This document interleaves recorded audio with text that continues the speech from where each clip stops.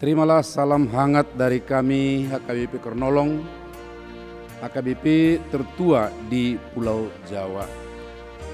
Bapak, Ibu, Saudara yang dikasihi oleh Tuhan Yesus Kristus, sebelum kita memasuki peraduan malam kita akan mendengar firman Tuhan.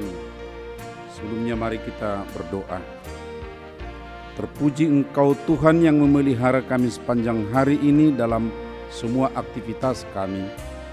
Sebentar sebelum kami beristirahat malam, biarlah Roh-Mu yang memberi hikmat kepada kami memahami firman-Mu yang menjadi kekuatan dalam hidup kami. Dalam Kristus Yesus Anak-Mu kami berdoa dan bersyukur. Amin. Firman Tuhan untuk kita pada malam ini sesuai dengan Almanak HKBP adalah yang tertulis dalam Efesus 6 ayat 21 sampai 24. Dan yang menjadi ayat pembimbing renungan untuk kita malam ini adalah dari ayat 22. Dengan maksud inilah ia kusuruh kepadamu, yaitu supaya kamu tahu hal ihwal kami dan supaya ia menghibur hatimu. Kamu tahu kami dan kami menghiburmu. Tidak terbayangkan Bapak Ibu Saudara bagaimana komunikasi jarak jauh pada zaman Rasul Paulus. Walaupun sudah ada budaya tulis pada waktu itu, tetapi belum ada fotokopi atau karbon untuk membuat duplikat surat. Sehingga semua suratnya tidak ada yang persis sama ke semua orang atau jemaat.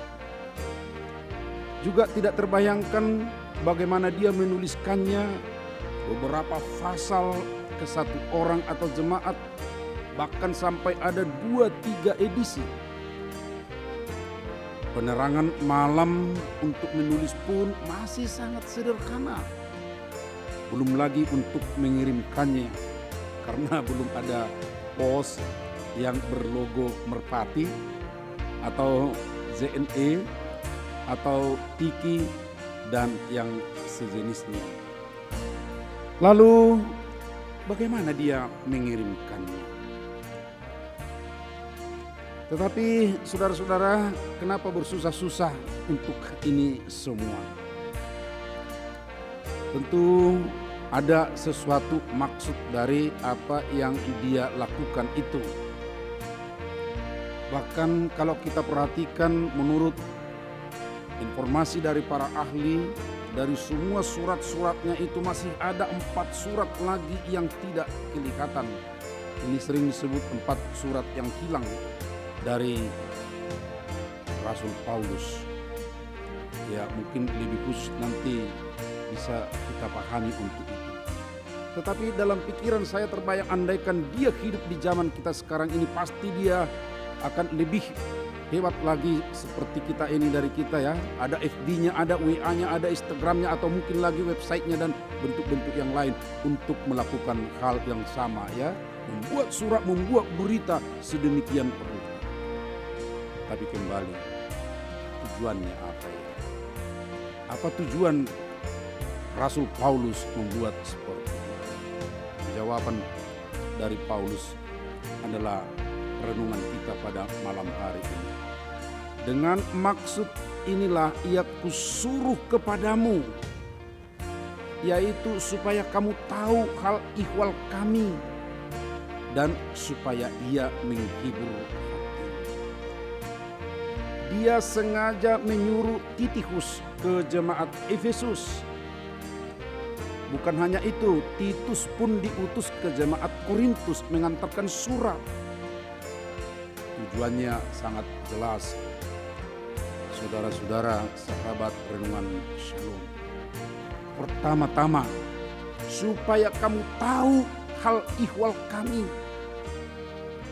Sesama teman, apalagi seiman, perlu tahu kabar kita tentang hal yang kurang indah apalagi yang indah. Teman perlu dikabari perkembangan pelayanan yang sedang dikerjakan. Teman juga perlu diberitahu kebutuhan dalam pelayanan kita sendiri. Dan yang kedua dia katakan supaya ia menghibur hatimu. Kata ia tentu maksudnya yang pertama-tama adalah orang yang diutusnya itu, tetapi dia tidak terlepas dari surat yang dibawanya itu. Berarti yang dia maksud supaya ia menghibur kamu adalah surat itu atau berita yang dibawanya itu untuk menghibur si penerima surat itu. Karena itu dari surat atau dari kabar, dari berita yang dibawa itu akan membawa penghiburan, akan membawa peneguhan, menjadi pelipur di kala kerinduan.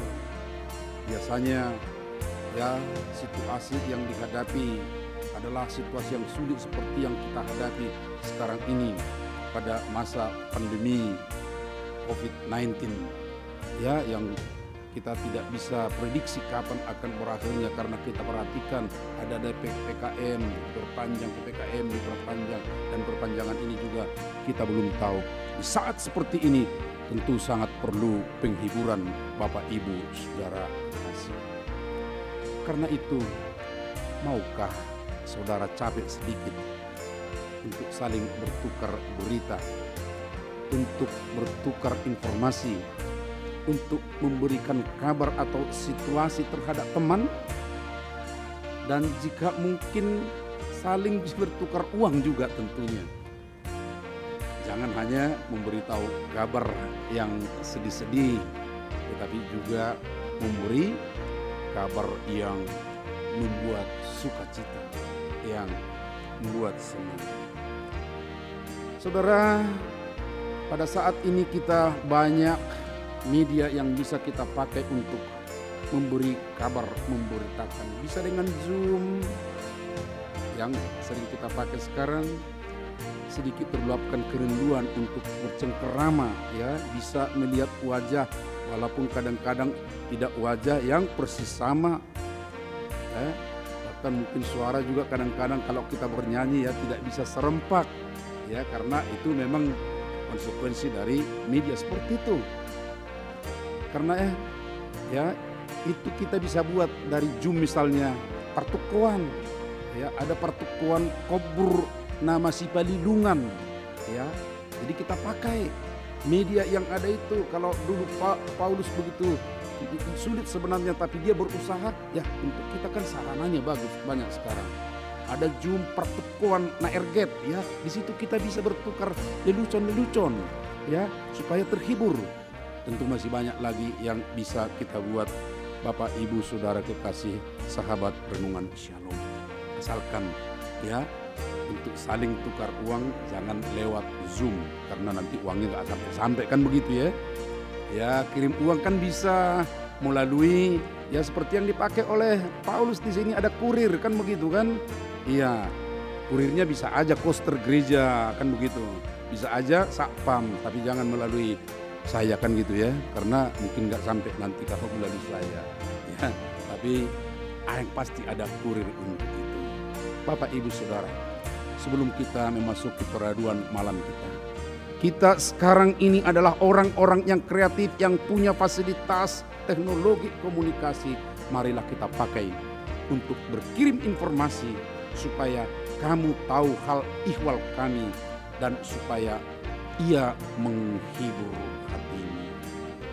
Amin. Marilah kita berdoa. Terima kasih ya Bapa di sorga, Engkau anugerahkan banyak hal dalam hidup kami. Di tengah-tengah kesulitan walaupun terbatas, tetapi kami bisa berbagi pengalaman, berbagi cerita yang menjadi media untuk meneguhkan sesama.